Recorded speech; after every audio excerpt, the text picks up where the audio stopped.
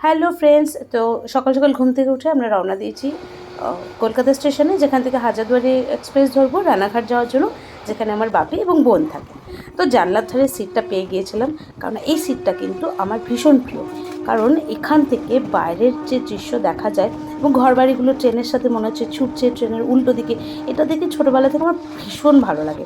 তো যাই হোক, আমরা সেদিনই ফিরবো ডিসাইড করে গিয়েছিলাম যে দিনের দিন ফিরে যাব, কিন্তু সেটা আর ফেরা হয়ে ওঠেনি, কেননা বোন আমাদের ফিরতে দেয়নি, সাথে বাপি।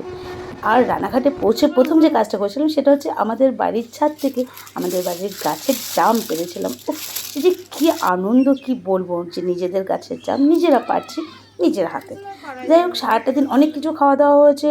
বিকেল 4টে নাগাদ আমরা একটু আইসক্রিম খেলাম, আর তারপর সন্ধেবেলা খেলাম হচ্ছে মুড়ি মাখা, তার সাথে চপ বেগুনি। উফ, কী যে ভালো লাগছিলো।